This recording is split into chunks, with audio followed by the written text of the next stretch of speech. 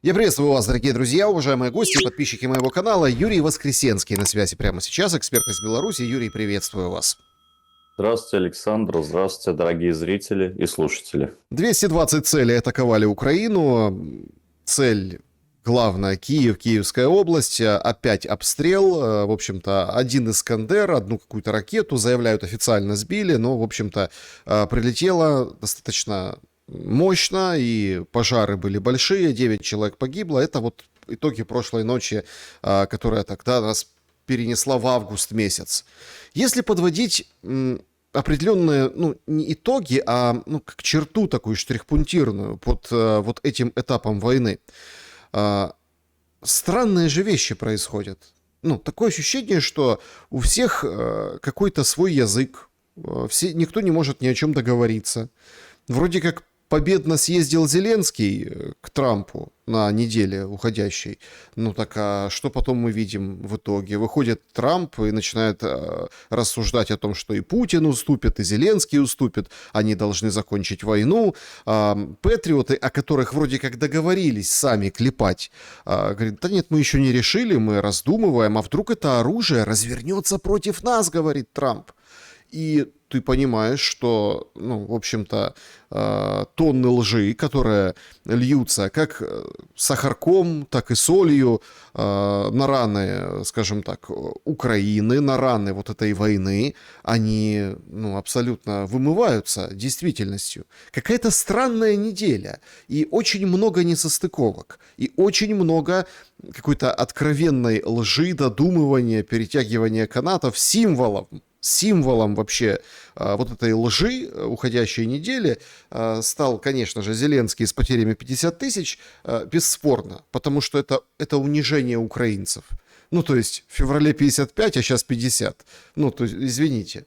Но ярким вот таким огоньком, да, бенгальским, это, конечно, вот эта Лора, которая интервью у Белецкого взяла, он там ей рассказывал, откуда пошел тот длинной шеврон, что он там специально задумывал это как такую типа провокацию, на самом деле нацистов нет, она вот приехала, отвалили ей кучу денег, и в хвост и в гриву распиарили, и она выдала очень интересную вещь. Она говорит, будь я президентом США, я бы убила Путина. Ну, он бы там умер от сердечного приступа, как-нибудь так втихаря, вот так ей задают вопрос, подождите, вы призываете Трампа, вот это вот все? Она говорит, нет, это если б я была.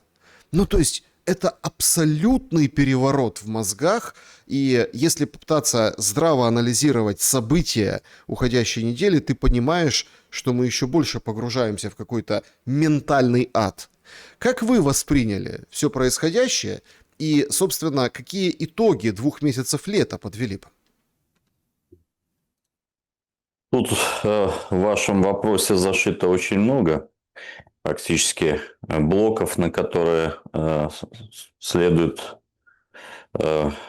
тщательно, подробнейшим образом ответить. Но я думаю, что мы можем подвести не только итоги лета, но и итоги 40-дневной операции СБУ, которая вот-вот заканчивается, буквально там, по-моему, в понедельник, да?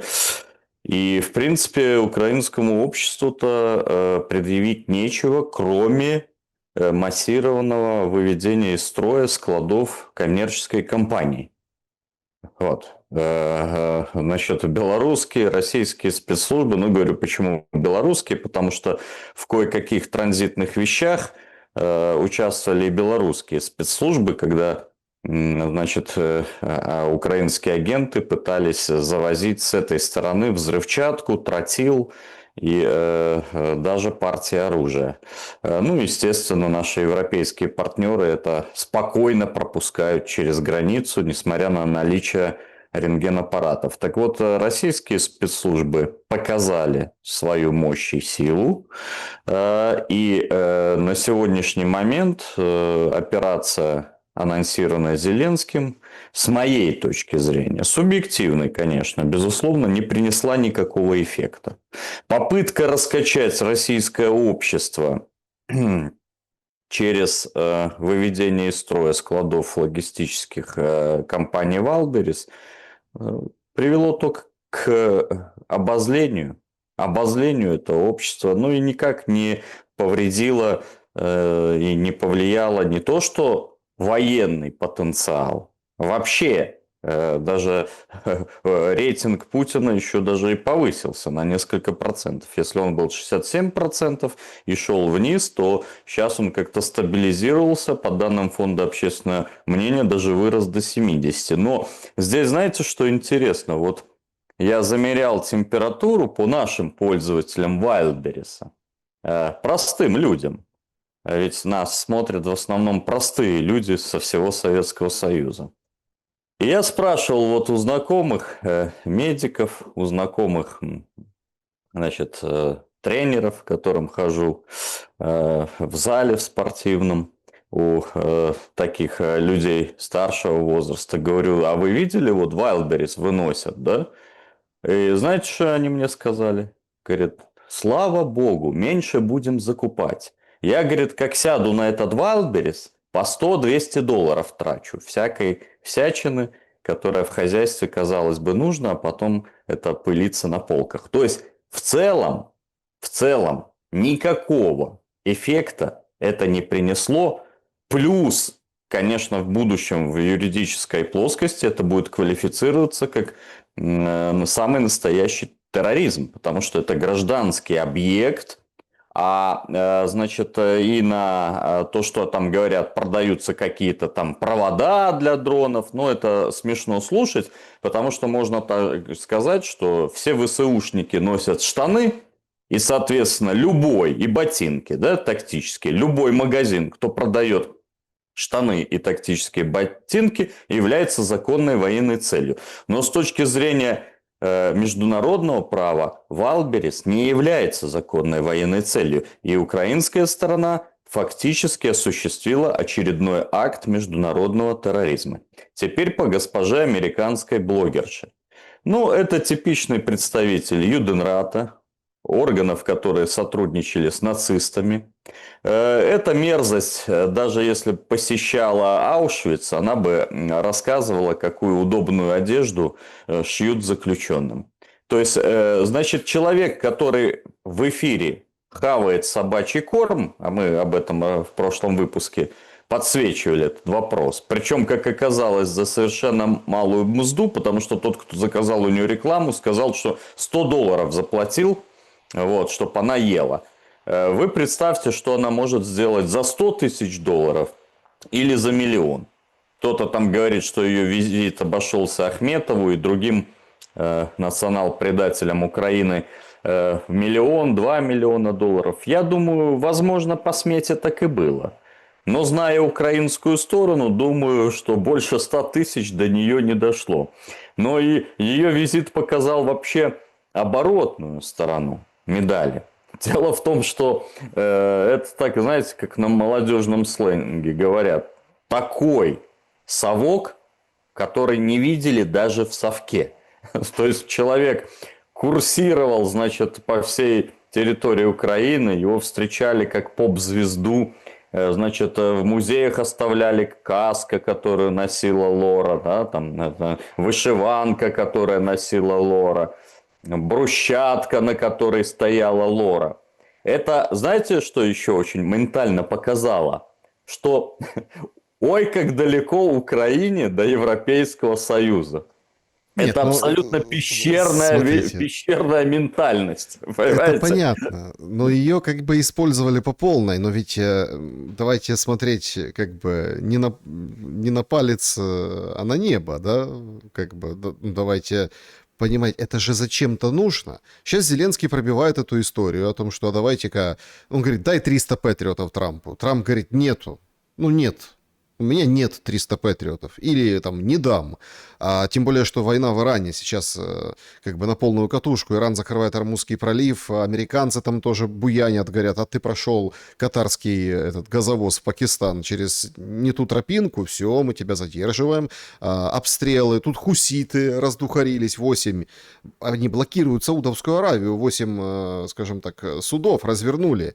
Это вот сегодня сообщили там, хуситские спикеры. То есть мы понимаем, что обстрелы идут, из Ирака как бы выводят войска американцы, Ирак тоже в таком подвешенном состоянии, потому что, с одной стороны, как бы ну, налаживают связь с Турцией, они там пообещали 1 миллион этих баррелей, ну, в общем, нефти качать в Турцию. То есть это, конечно, победа Эрдогана с точки зрения того кризиса, который разбивается. Но, с другой стороны, Анкара требует у Ирана как бы полегче с Ираком, потому что у них есть договоренность вот этой партии. То есть там замес лютый. Тут Так, хуситы Александр, а Лорос Юденрата при чем тут? Так нет, смотрите. И тут в этот момент Зеленский идет, говорит, просит, дай. А ему говорят, нет. А он говорит, а может, давай тогда мы Маска привлечем и будем наводить старлинки на пусковые установки, Искандеры, баллистики. Трамп, ну как пишут, не знаю, в Атлантике, ничего не ответил, сказал, ну, в общем, ни да, ни нет.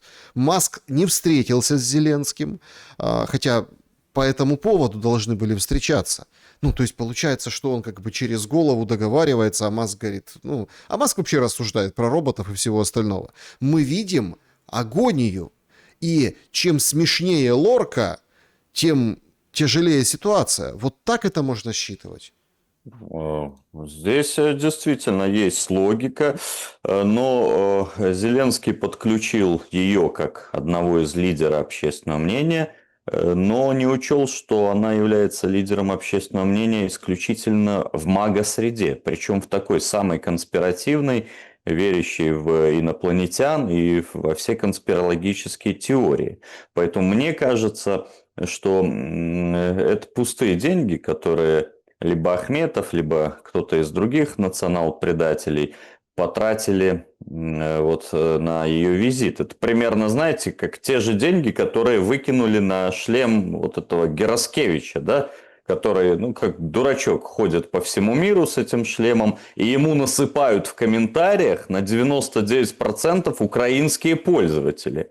В основном. Что ты, слушай, сделай что-то полезное. Иди там дроны собирай, сетки вяжи, если на фронт не можешь. Ну, хватит уже пиариться, на чем ты пиариться не можешь. Пиариться, извините, может Усик. Может пиариться человек, у которого есть достижения. Ни у Гераскевича, ни у Лорес Юденрата достижений, кроме собачьего корма и шлема, никаких нет. Гераскевич выступил на соревнованиях примерно так же, как выступил бы там я. То есть примерно такое же место занял, понимаете? Но при этом, значит, он представляет честь и совесть украинского спорта, версия Ахметова. Но правильно, цель вы правильно обозначили. Зеленский пошел, как в последний бой, на Трампа, чтобы выбить ракеты ПВО. Потому что эти ракеты ему дадут время продержаться до ноября или там до может быть, зимы. Вот. И ему надо очень время продержаться, потому что вот эта сказка, которую они в сети лепили про, значит, наступление, да, там, значит, успехи на линии фронта, как-то не сказывается с тем, что мы сегодня видели в Киеве. Но не надо быть большим экспертом, но мы напомним зрителям, что Lockheed Martin, компания Lockheed Martin, производит примерно 600-650 ракет ПАК-3 в год. Это всего лишь 50-55 ракет в месяц. Вы видели, сколько сегодня только, значит, полетело ракет российских на Киев. Только сегодня. Так а что сделает Зеленский, даже если ему дадут вот эти, теоретически, даже если бы ему дали весь объем ракет ПАК-3, которые производит Lockheed Martin. Да, Lockheed Martin договорился с Пентагоном о том, что это число будет расти и когда-то дорастет до 2000 ракет в год. Но и российское же производство не останавливается, понимаете? Эта гонка еще может быть, ну, если не бесконечной, то долгие годы. Плюс на каждую российскую ракету надо до 3 противоракет по технологии. До 3. Я напомню, что на Ближнем Востоке только за 3 дня вот боевых действий ушло 800 ракет. То есть запасы сократились процентов на 70 мировые. Даже если бы на месте Трампа значит, был Байден или человек, который восхищается Зеленским и его режимом, или даже был сам бы Зеленский, его клон, он бы ну никак не передал эти ракеты. Это технически невозможно. А раз технически невозможно, то всем киевлянам и жителям всех крупных городов Украины надо подумать о том, как покинуть территорию страны. Куда? Дело в том, что Ну, куда как покинуть? Беларусь, Подождите, Беларусь, такой совет какой-то странный. Я всегда так удивляюсь этим людям. И вроде как они так, такие заботливые, говорят, уезжайте. Куда уезжать? Ну вот как себе это человек может представить, ну как вот вы представляете, взять и уехать? Ну то есть, но согласен, касаемо молодого, это еще человека, действительно, как мы видим на кадрах, которые сейчас поступают с Марокко, они приходят туда вообще без сланцев даже, да. Но касаемо пожилых людей, действительно в Украине 11 миллионов пенсионеров из оставшихся на территории страны от 17 до 20 миллионов людей, естественно, им бежать некуда. Тогда остается, может быть, попытка. Второй вариант. Если картонный Майдан выходит спокойно на улицу, может, выйдут пенсионеры в попытке остановить режим Зеленского. Это я не призываю ни к чему, это я просто думаю, что делать. Ну и если нет, тогда третий вариант. Просто, видимо, уезжать на какие-то дачи, в села, куда ракеты не летят или летят редко, и отсиживаться там.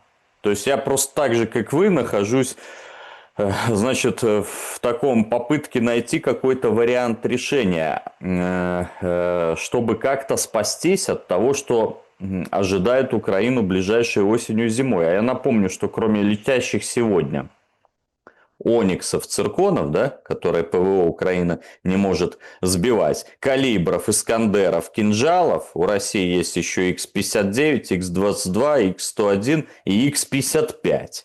И все производство вот этого всего ряда, вот этих 10 видов ракет, оно, в отличие от Lockheed Martin, оно растет очень серьезными темпами, прирастает.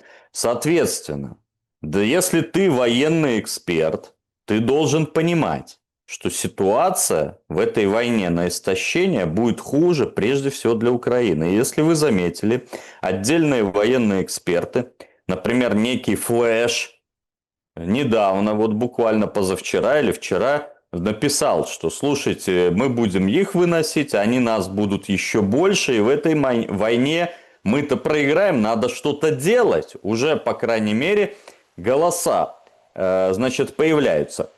Но что делать, если страной управляет криминальная, абсолютная, значит, криминальная группировка, в которой стерто все этическое, нет ничего разумного, и в основном она состоит даже из инородцев.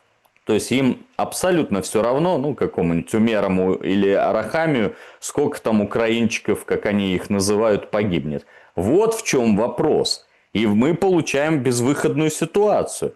Ведь даже если с ними сесть на какие-то переговоры, а к переговорам призывает, например, Россия, она призывает к переговорам. Но, понимаете, переговорам по существу. Наверняка они там по каналам дипломатическим говорят, вы нормально будете разговаривать? Не, мы ничего разговаривать не будем, ни на какие уступки не пойдем. Ну, тогда зачем с вами садиться? А когда по дип-каналам пойдут, значит, фидбэки, обратная связь о том, что Украина готова разговаривать по каким-то вопросам, тогда и, значит, приблизится вот этот мирный договор. Будем разговаривать, садиться. Если украинский режим думает, что ему кто-то позволит издеваться над украинцами, русскоязычными, над церковью, размещать базы НАТО, размещать военные контингенты, она ошибается. И Путин в этом ряду, в третий или 300-й раз подчеркиваю, самый либеральный либерал. Поэтому Лора ошибается, когда она говорит, вот устраним Путина, и все будет хорошо. Нет, для вас будет все гораздо хуже. И вот эта блокировка России, да, России Одесского порта, она показала, что, оказывается, можно это сделать. Помните, 5 лет говорили, а что это за судоходство в Одесском порту свободное? Россия поднасела, 2 недели, судоходства нет. Так оказывается, можно сделать это было. Но-ка, Россия это оттягивала по каким-то причинам и договоренностям. Так есть еще таких. Примерно 5 болевых точек, после того, после реализации которых украинский фронт начнет сыпаться, как и украинское государство. Знаете, это прозрение приходит ко многим, и вот просто не складывается одно с другим. С одной стороны, есть неистовая радость от того, что в Уфе там полетело по заводу, ну, там НПЗ, да, вот эти склады, Вайлдберрис, Озон, какие-то там, даже там во Владивостоке чего-то горело, да, ДНС, ну, видимо, какая-то диверсия. Но диверсия на диверсию. Вот в Хмельницком взорван, ну, ЧП произошло, не говорят, что это отдельно там утверждают бывшие нардепы, что это диверсия, что завезли боеприпасы, а их вели, ну, короче, и вот это вот все возле Староконстантинова, там в той стороне, это начало взрываться, гореть, детонировать. Ужасная же вчера была история. То есть мы понимаем, как идет война, но как складывается радость от горящего Wildberries, смех над вот этой Ким, которая говорит о том, что все нормально, ну, типа, да, убытки, но тем не менее. Выходит нардеп. Тот, кстати, нардеп, который очень люто рвал, политически имеется в виду, Федорова. Вот вчера был Майдан картонный, шествие было. По Крещатику прошли, 5-7 тысяч. Но это, извините, это уже что-то. Это не просто какие-то группки маргиналов собираются в разных городах Украины, что-то кричат, что-то там как-то с картонками, а это прям марш за Федорова вчера прошел. И вот есть такой антипод Федорова, он его очень сильно критиковал, правда, затих в последнее время. Данила Гетманцев, он отвечает за экономику, налоги и всю эту всю историю. И вот его заявление. Такого отчаяния не было с 22 года. Экономика несет значительные потери. Бизнес страдает от потерь складских помещений и товаров. Ситуация значительно ухудшается. Это прямая речь. Вы там немножко некорректно привели цитату Флэша, но тон такой, что сколько можно шлупить, мы-то бьем, а по нам же тоже бьют, и это никак нельзя, остановитесь, это фактически, да, тоже, вот, там были нотки отчаяния в военном вопросе, в экономическом вопросе слова Гетманцева — это нотки отчаяния, и он прямо называет диагноз отчаяние, и понимаете, какая странная история. И все вроде как отчаялись, но никто не может ни на что повлиять. «Верните Федорова», кричит публика молодая, да, которая там мало кто за коммуналку платит сам, имеется в виду, да, ну, то есть студенты всякие там, ну, молодые люди. Этим лором чешут на уши, что вот исполняющий обязанности министра обороны 9-11 лет моим 2 сыновьям, вот когда они придут к призывному возрасту, они не будут воевать, они будут строить Украину, войну мы закончим. Так, а как заканчивать войну? Никто не говорит. Зеленский, такое ощущение, вцепился в Европу как вошь в кожух, да, держится, говорит, заводы буду строить, а дайте то, а дайте денег, а вот сейчас, а вот то. А Европу резко подкосила миграционная история. Сеута — это не просто колокольчик или колокол, это набат того, что происходит. Куча сейчас версий, что это месть Санчесу, испанцам. Другие говорят, что это развал Европы, отмена Шенгена. Это как бы не просто так. Перекрытые границы, армия на границах с Францией и с Италией.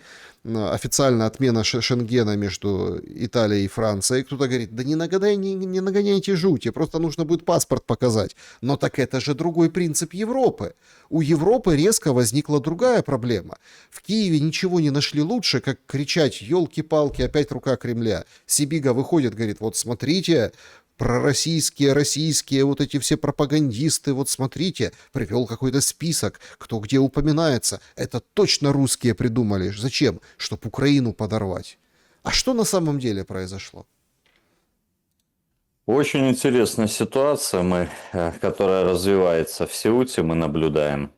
Официальные даже цифры приводят в шок, а официальные цифры Министерства внутренних дел Испании говорят о том, что туда проникло 50 тысяч человек. Это при том, что все население Сеуты составляет около 80 тысяч человек. И вообще территория занимает 18 квадратных километров, то есть можно представить, что с таким количеством там можно сделать. И тут сошлось, на мой взгляд, несколько треков, как можно говорить, направлений. Конечно, позиция Испании стала костью в горле Израилю и США. Санчеса, значит, в ярости критиковал Трамп, Санчеса критикуют в Израиле, а вместе с тем, допустим, в разрушенном секторе Газа, где наконец-то будет достигнуто разоружение, по словам Трампа, вот, ну, правда, это он сказал первый раз, а про соглашение с Ираном он уже говорил порядка 100 раз. И оно еще не достигнуто. То есть, наверное, запас по поводу разоружения будет примерно такой же. Так вот, там рисуют уже флаги Испании. Поэтому, конечно, здесь есть невидимая рука отдельных ближневосточных политиков, которые решили Санчесу насолить. Насолить. Так как у Испании есть два эти анклава, Сеута и Мелилья на территории Африки, и Испании никто не поможет решить этот вопрос. Кстати, очень интересно, мы значит, увидели в результате этого кейса так называемую европейскую солидарность. Да? То есть, как только у Испании начали проблемы, Италия начала закрывать границу, Дания призвала к приостановлению Шенгенского соглашения.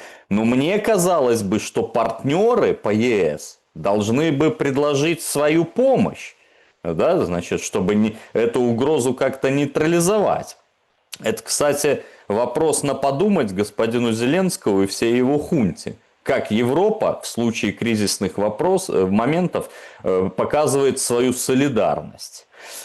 Поэтому у Санчеса серьезные проблемы, и мне кажется, эта невидимая рука отдельных ближневосточных политиков присутствует. Но объективности ради надо сказать, что это, извините, не Верховный суд Израиля принял шокирующее решение, которое стало триггером сеутского кризиса. 29 июня Верховный суд Испании принял решение, что если эти мигранты, значит, придут с моря, тогда к ним не действуют правила горячего выдворения.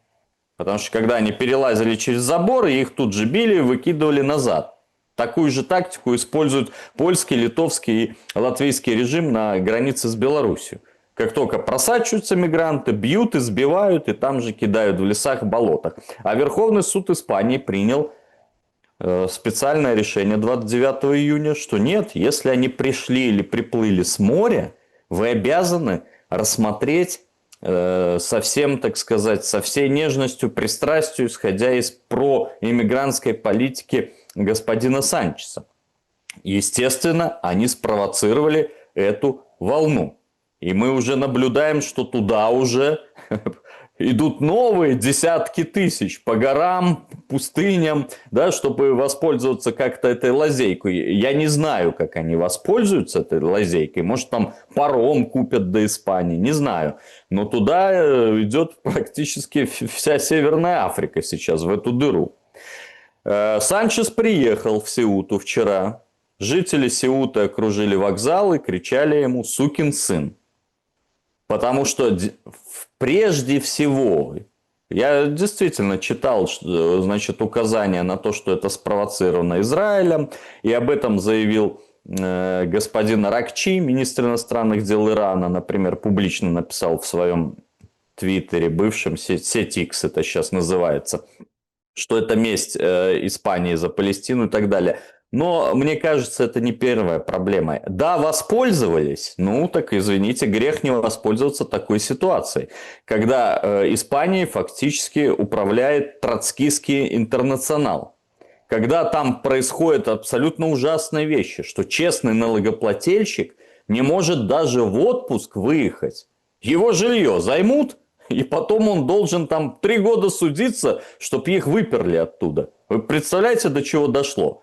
А нелегальных иммигрантов, часть из которых криминальные элементы, они принимают. И даже вот вчера Министерство там, молодежи Испании заявило о том, что несовершеннолетних будут принимать и размещать на территории Испании.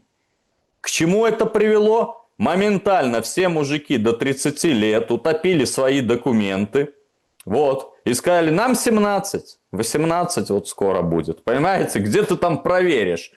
Они, может, от жизни такие ушатанные. Но вы представляете, что этот интернационал троцкистский, который возглавляет Санчес, это, кстати, не фигура речи. Он действительно лидер социалистического интернационала. Во что они превращают Испанию? А ему нужно это как Байдену. Потому что его испанцы-то ненавидят. И выборы он проиграл, если вы помните, в 25 году. И он пошел на преступный сговор с сепаратистами, чтобы игнорировать волю испанского народа. Поэтому ему надо эти там 500 тысяч или миллион мигрантов, которым он раздаст ВНЖ, а потом еще паспорта, и которые будут голосовать за соцпартию Испании. Поэтому первая причина – это никакой не Израиль и не Трамп. Первая причина – это леваки и троцкисты, которые разрушают Испанию, а через нее и вообще всю Европу. Это уже не цветущий сад, это уже гниющий сад. Вторая причина, безусловно, это значит то, что марокканское правительство направил Израиль и США. Но есть еще и третья причина. Само желание Марокко захватить эти территории, которые им никогда не принадлежали, по принципу Мавритании. Ведь они же, марокканские власти, уже более 50 лет незаконно оккупируют, несмотря на резолюцию ООН, несмотря на самоопределение народа Западной Сахары, они оккупировали Западную Сахару более 50 лет. Раньше это была Испанская Сахара, но Испания в 1975 году поделила ее между Мавританией и Марокко. Но спустя несколько лет Мавритания договорилась с представителями повстанцев, Полисарио этот фонд называется, и отказалась от своей части Западной Сахары. А Марокко оккупирует до сих пор и построила там стену длиной 2500 километров. Поэтому Марокко тоже заинтересовано в освобождении путем такой гибридной войны Сеуты и Мелильи, чтобы забрать эти территории, которые, кстати, им никогда не принадлежали. Они более 5 веков были под испанской короной. Но Сеута чуть меньше, Мелилья чуть больше. Поэтому здесь вот таких 3 направления схлестнулось.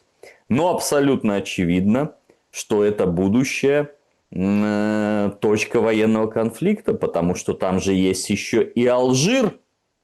И Алжир, который смотрит на все это неспокойствие, и который спонсирует и, значит, граждан коренных жителей Западной Сахары.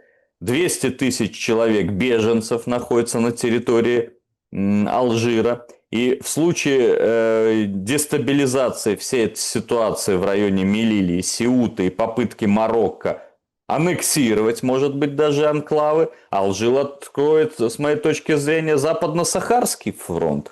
А почему Марокко может спокойно аннексировать, да? Не боясь... Вот, еще очень важный момент, который, безусловно, марокканским властям подсказали отдельные ближневосточные хитроделанные политики. Дело в том, что статья НАТО не применяется на Сеуту и Мелилью, потому что в 5 статье и в последующей 6, где идет расшифровка, говорится, что она применяется на Европу, на США и на все острова выше линии созвездия Рака.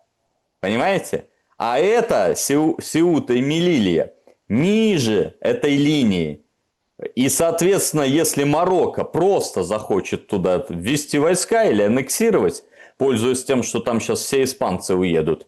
Ну, вы же понимаете, куда ты Ну а женщин... как там жить? Они уже с палками выходят, защищают свои дома. Вот, так, Мародерство, магазины, конечно, да, громят, да? да. Так вот, НАТО ничего не сделает, Александр. Ничего юридически не сделает. А видя эту европейскую солидарность, как Мелани кричала, все, выставляем патрули, вместо того, чтобы поможем испанскому государству преодолеть этот кризис, можно предположить, что в случае какой-то аннексии они никого туда, ни одного солдата даже не отправят. Это очень интересная точка и очень серьезные последствия будут для всей Европы.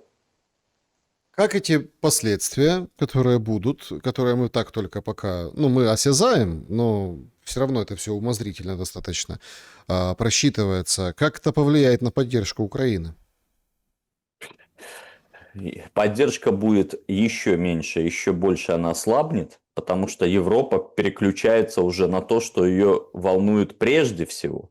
Потому что вот это все мигрантские волны, которые пошли с 2015 года, я напомню, что фрау Меркель пригласила все эти орды, потому что она планировала, что они будут работать. Я не знаю, насколько, простите, тупым надо быть политиком, чтобы понять, что работать будут русские, украинцы и белорусы. А люди, которые никогда не работали, они работать и не будут. Они будут получать пособие. Что доказала вся последующая, так сказать, все последующие волны иммиграции. И, конечно, сейчас этот гниющий сад находится под колоссальной угрозой. Сейчас будет прорыв на Мелилье еще. Вот. Непонятно, что делать с Сеутой, особенно после заявления Министерства молодежи Испании о том, что берут несовершеннолетних, да? То есть там все пойдут, понимаете, топить. И старый млад эти паспорта. И попробуй ты докажи, что ему 40 лет, а не 18. Это же нарушение прав человека. Он же говорит, что ему 18 нет еще. Вот. Как ты это докажешь? Генетическую экспертизу проводить и ждать год. Так за этот год он до Дюссельдорфа добежит.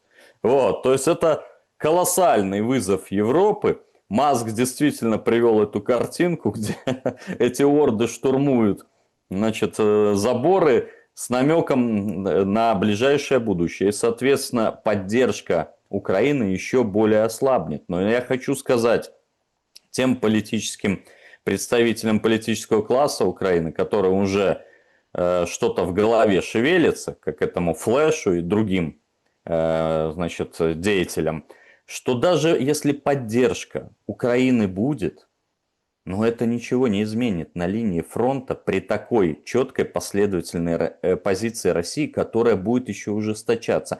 И даже проигрыш Трампа, которого они ждут в ноябре, он тоже ничего не изменит, потому что американцы как поставляли оружие, так и поставляют, только не за деньги, а через европейцев. Как давали целеуказания, так и дают. Как делились развединформацией, так и делятся. А патриотам им никто не даст и не дал бы, даже если на месте Трампа, мы это уже сказали, был бы там сам Зеленский. Потому что нету этих ракет и в ближайшей перспективе не будет. Поэтому у украинского режима вариант только один. Договариваться с самым либеральным на сегодняшний день и лояльным политиком Владимиром Путиным. Ну, тут вопрос только на каких условиях. Вообще, конечно, глупо все выглядит, вот если честно. Ну вот, просто если восстановить картину, да. А россияне перекупили там через Дубай, через там те же украинцы тоже там. И, в общем, много где можно было купить Starlink. Они перекупили Starlink, поставили на свои молнии, и вот эти не deep страйки, а middle страйки, то есть короткие, это они первое, как бы, ну, первое это все дело, то есть начали бить по линии фронта и выносить вот эту логистику, трассы перерезать и так далее. Дальше, и об этом, кстати, вспоминает и сам Маск в недавнем интервью, там, ну, интервью не о том, да, интервью там о нем, о будущем, о роботах, о всем этом искусственном интеллекте, подкастеру американскому. И он вспоминает тоже об этом, да, говорит, вынуждены создать белые списки, говорит, да, действительно, там, нормально они могут пользоваться, но тем не менее. То есть Россия это сделала. Дальше Федоров, ему присваивают, он созвонился с Маском, и вот это вот все как бы решили этот вопрос, и, получается, эту технологию перенесли на американские Хорнеты, и вот это. То есть мы просто в хронологии, как это все происходило. Сейчас Зеленский, у него сейчас нет Федорова. Есть такой журналист, он воевал в ВСУ, ну, как достаточно честно воевал, но он уже в возрасте, уже как обрисован, Владимир Бойко. Он скрывает коррупцию, вот эту соросятню вокруг вооруженных сил и так далее. Он вообще говорит, что его убрали только потому, что он встретился с партнерами, вот этими, ну, соросятскими фондами, да, разными, и они с ним обсуждали президентскую кампанию. Ну, что Федоров будет президентом. А Зеленский прознал, разревновался, и, в общем-то, это все и произошло, то, что-то как есть. И сейчас эти митинги, конечно, их там стимулируют, большие, проходят, но тем не менее. Так вот, если брать вот к этой технологии, Трамп Сеуту, он использует в своих выборах. Он говорит, смотрите, вы хотите так же? Будет хуже. Нас бы вообще-то затоптали тут эти все товарищи. То есть, и он четко говорит, голосуйте за республиканскую партию. Понимаете? То есть, ну, вот такой посыл, политический. Здесь мы видим тоже политические мотивы у Зеленского с этим Федоровым. И он вынужден сам, лично Трампу говорить, а давай бить по установкам, Starlink использовать. Но, почему я говорю и почему я начал с того, что какая глупость происходит? Вот неумные, если он просит Старлинки для наведения по Искандерам, пусковым установкам разной баллистики, он расписывается и говорит, дает мяч, пас в ноги России, что все вот эти Wildberries, НПЗ, это подтверждение, что это четко бьют американцы. А это уже прецедент перед Рубио, которому вот сегодня сообщили, дал Трамп задачу подтолкнуть в ближайшие недели переговоры между Россией и Украиной. Трамп приказал как бы толкнуть стороны к соглашению, и при возможности, вот сейчас все уперлось, какие-то жесткие красные линии. Это вот цитата Рубио привожу через западную прессу. Но как в этом неумном Зеленском запросе разыскать вот эти точки, куда можно толкнуть для того, чтобы переговоры возобновить? Мне кажется, ну, во-первых, это секрет был Полишинеля, что американцы осуществляют целенаведение. Британцы и вместе с европейскими партнерами, вся эта коалиция зла. То есть мы это все прекрасно знаем, все понимаем. И чьим оружием воюет Украина, тоже понимаем. Это не Штиллерман производит, это номинал, который там красит корпус уже, либо собирает это смертоносное оружие. Мы же это все понимаем, это секрет Полишинеля, и, конечно, на будущем каком-то трибунале все эти моменты будут подниматься. Вот именно поэтому, может быть, поэтому Россия старается бить ювелирно, бить в ночное время, в основном по военным целям, хотя, конечно, случаются трагические осечки и будут случаться. Может быть, поэтому и Россия четко воюет в соответствии с международным правом, что потом на каком-то трибунале, там же уже будет не бла-бла-бла, а будут фактуру давать. Фактуру давать. И по этой фактуре, извините, но Украину можно спокойно привлекать за осуществление террористической деятельности. Это государство-террорист. И это топ-менеджеры террористы, это руководители спецслужб террористы. Не только Дуров с Киевстонером, а больше, наверное, Буданов с Малюком должны нести соответствующее наказание. Поэтому вот касаемо первого момента о целенаведениях, это все понятно. Второй момент, касаемо как надавить на Зеленского, где найти эту точку, да, чтобы ему сказать, ну что ж ты, сволочь, делаешь? Ну мы же говорили, помните, в эфирах все говорили люди, все ваши эксперты, но все равно ты уйдешь, выйдешь на границы Донбасса. А нет, а мы там 200 тысяч русских убьем. Но тебе-то что? Сколько ты убьешь, если ты все равно потеряешь там пол своей армии и выйдешь на эти границы? И посмотрите, постепенно армия России движется к этим границам. Соответственно, ну почему ты не видишь очевидного? Почему ты не видишь очевидного? Почему ты не смотришь на карту? Почему ты не понимаешь, что тебе жить с Белоруссией и Россией?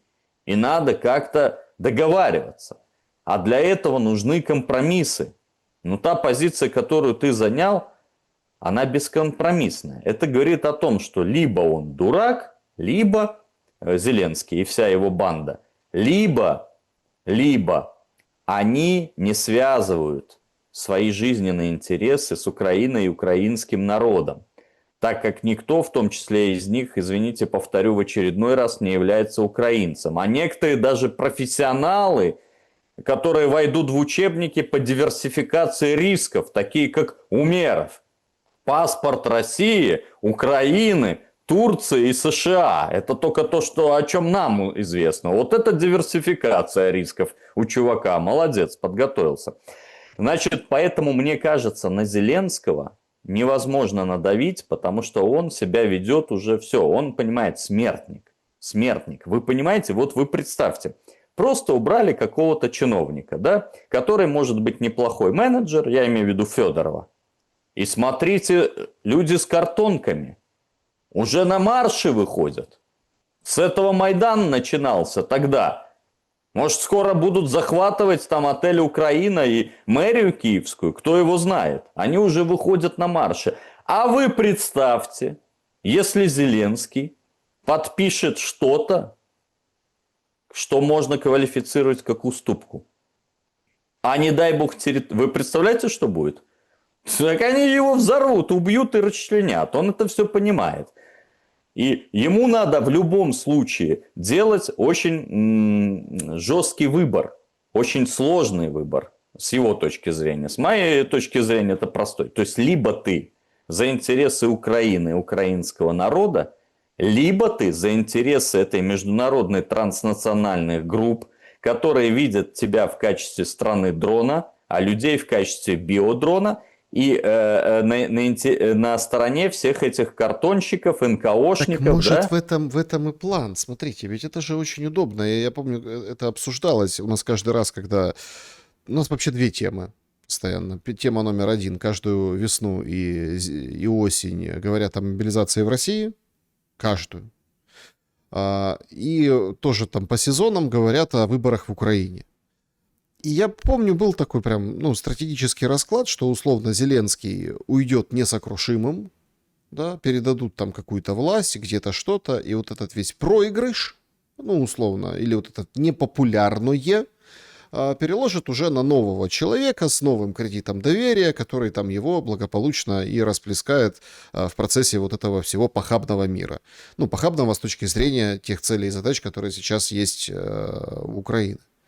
То есть в этом может быть и план был, и в этом может быть и, ну, опять-таки, не угроза политическая, если верить журналисту Бойко, не политическая угроза была во встрече европейских партнеров с Федоровым и его поддержки на возможных будущих президентских выборах, а это золотой парашют для Зеленского.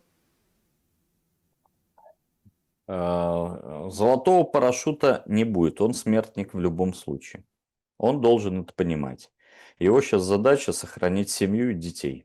Потому что либо его убьют российские спецслужбы за все то, что он горе принес украинскому народу, либо украинские националисты. У него нет хорошего варианта, с моей точки зрения, так же, как нет у Трампа, значит, на Ближнем Востоке. Мы же говорили, не лезь туда, хорошего варианта не будет. Он залез в эту иранскую ситуацию, и теперь хорошего варианта нет. Это говорю не только я, это говорят все американские политологи и профессора. То же самое у Зеленскому. Говорили, не доводи дело до войны. Ну не доводи, не бычься, не будет хорошего варианта. И вот у него хорошего варианта в любом случае нет. Но он просто должен оставить хороший вариант Украине и украинскому народу. И если бы он включил мозги, то мы бы не видели эти жуткие кадры в ежедневном режиме. И мы бы не видели кадры гибели семей целых на территории России, на территории Украины. Мы бы это не видели. А так мы это видим и будем видеть. И у него хорошего варианта нет. И он никакие выборы, если даже и будет проводить, он их сфальсифицирует. То есть у него, его, значит, власть – это гарантия его жизни. Потому что, наверное, в том числе у спецслужб всего мира есть негласная договоренность с некоторых пор, наверное, не ликвидировать глав государств. Я уверен, что Россия могла бы это сделать. По крайней мере, что-то с одесским судоходством все решено было за 2 недели. Все. А это удар по 2 миллиарда долларов в день как минимум по украинской экономике. А есть кроме одесского судоходства еще Бескидский туннель, пункты, 4 пункта переброски железнодорожных пар, 5 пунктов управления всей железной дорогой, мосты через Днепр и прочее, прочее, прочее. И место обитания Буданова с Малюком.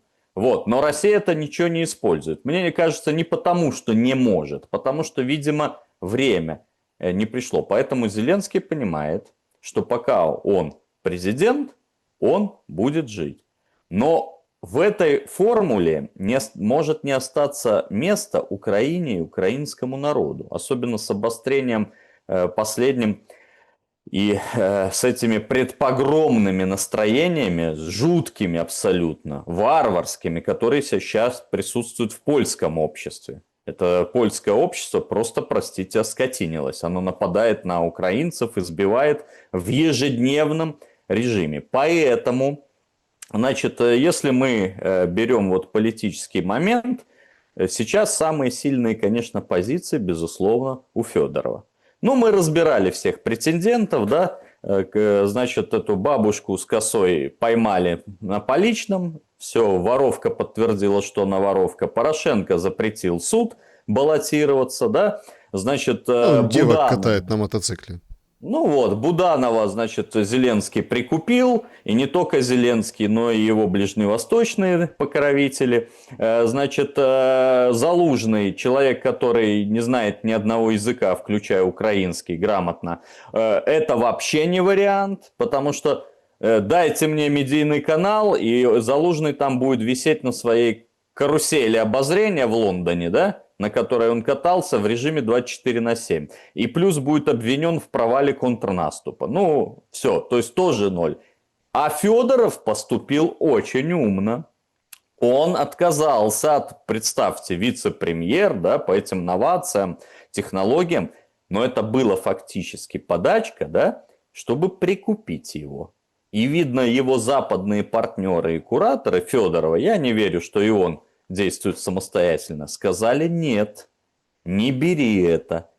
И в глазах, значит, молодых украинцев он стал Робин Гудом. Вы понимаете, человек от всего, человек боролся с коррупцией. Человеку не дали завершить реформы, поэтому мы проигрываем. То, что ничего не сделал, это понятно, но это, кстати, как повод того... Это же тоже, опять, мы должны рассматривать это с разных позиций. Лично мое мнение, что эта игра... Это мое мнение. Я могу ошибаться, согласованное с Зеленским, безусловно. Но с точки зрения, если посмотреть с точки зрения европейских товарищей, которые ему якобы это предлагали и с ним работают, то это грамотный ход. В каком плане?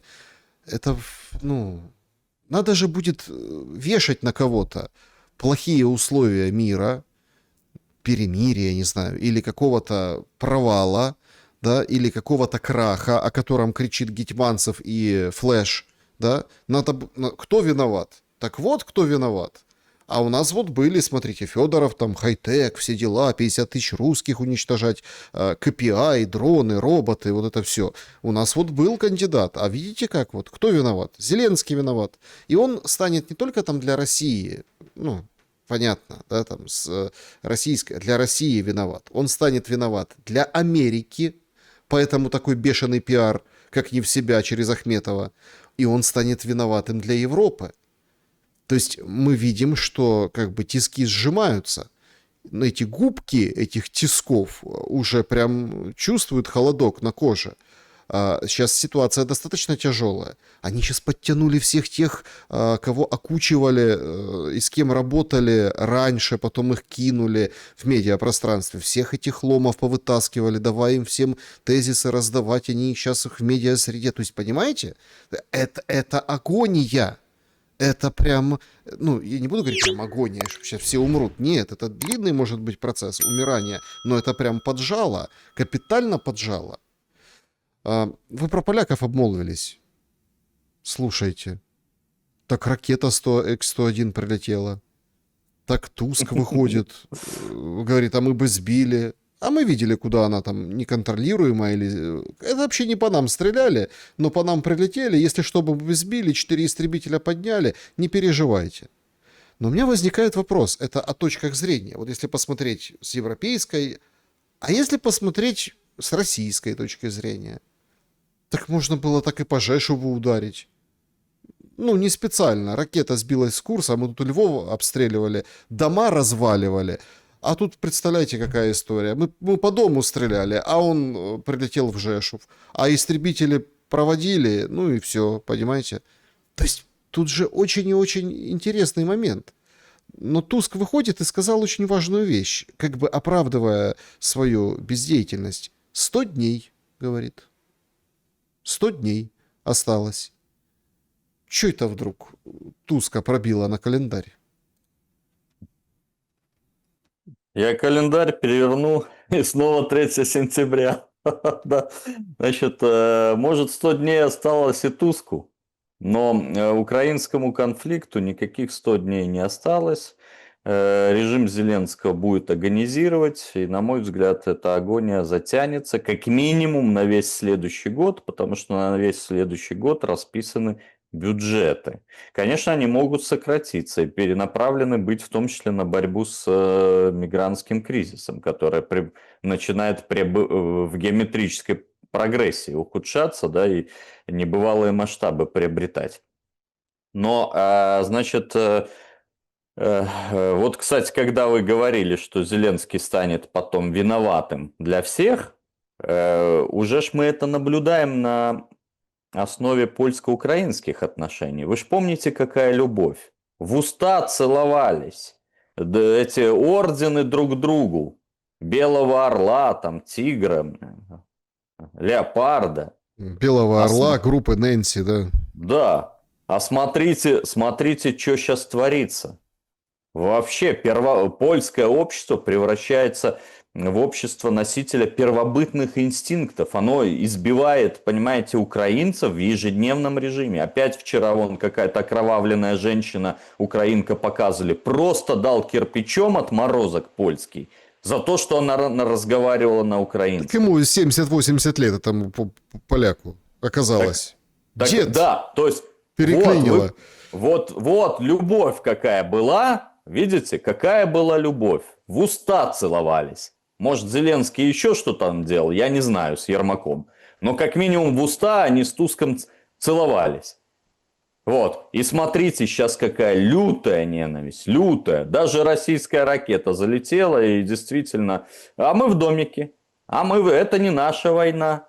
Вот, поэтому насчет Жешува и всего... что мы предлагали, это нужно было делать в первый год войны. Сейчас нецелесообразно наносить такие удары, по крайней мере, по территории Польши. Во-первых, нынешнее руководство России придерживается больше дипломатических методов.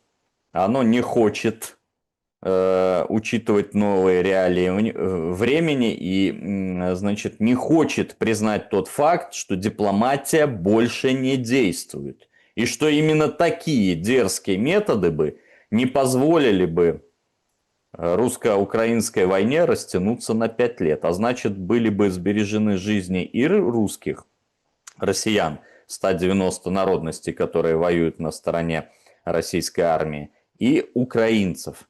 К сожалению, по-прежнему вера в какие-то договоры, подписания, бумажки. Вот. Поэтому надо ждать обновления. Тогда будут методы более действенные, в том числе в отношении помогатых украинского режима. Поэтому, какие обновления надо ждать? Витькова и Зятькова?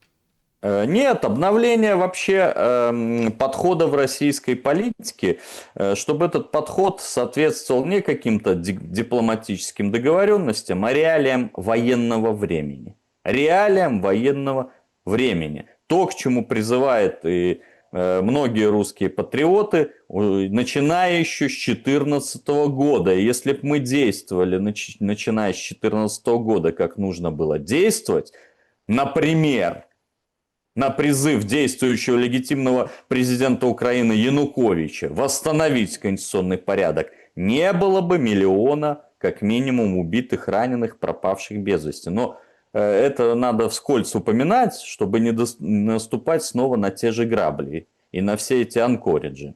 Но в ближайшее время эффективности удара по Жешуву уже не будет. Уже не будет. Надо все-таки, мне кажется, вести более предметную работу с руководством украинских нацистов и украинским обществом. А мы эту работу не ведем. Нет никаких ни форумов, ни круглых мостов, ни конгрессов.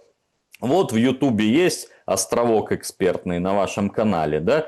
А где все эти миллионы украинцев, почему они не участвуют? Да? 5 миллионов украинцев, уехавших в Россию, 5 миллионов уехавших значит, в Европу и США. Почему они не придумают какой-то форум, какие-то точки для соприкосновения? Ведь это может как-то подтолкнуть украинский политический класс к началу выхода, потому что чем дольше идет время, тем болезненнее будет выход из кризиса. Вы вспомните, как можно было выйти элегантно в Стамбуле, да, в 22 году. Вообще, и Украина не сломалась, да, и Россия типа нос утерла. Все, обе стороны, все, значит, сыты и целы. Но, к сожалению, время тянется, и для гражданского, особенно населения, этот выход болезненнее и болезненнее. Понятно, что украинский этот политический класс, он с наворованным в основной своей массе убежит, и, возможно, даже никто не ответит за преступление, за исключением там Зеленского. Вот, значит, а фактически это преступление вовлечь свою страну на пустом месте в войну с другой страной. Вот. Как минимум, извините, одна сторона не может быть виноватой. Всегда виноваты обе стороны, и каждый должен нести свою ответственность. Поэтому ситуация непростая. Сейчас очень важно спасти молодежь, спасти детей. Поэтому надо уезжать из Украины в тапках, в сланцах, значит, только с паспортом молодым людям. Понятно, что средний класс и пенсионеры никуда, к сожалению, уехать не могут. И нужно подумать тогда о своей безопасности. А как подумать о безопасности? Действительно, чтобы не быть голословным диванным экспертом, да? А то говорят все, либо уезжайте, вы правильно сделали замечание, да? Либо подумайте о своей безопасности. Но можно подумать о своей безопасности, только единственный вариант где-то спрятаться в деревне у родни или на даче. Потому что эта территория сейчас наиболее безопасная. Территория украинских городов будет непригодна для выживания в зимний период. Это абсолютно очевидно. Юрий Воскресенский был моим собеседником сегодня. Спасибо за время и мысли. Друзья, благодарю, что посмотрели это видео. Напишите, с чем согласны, с чем не согласны в комментариях. Берегите себя и друг друга. Увидимся, несмотря ни на что.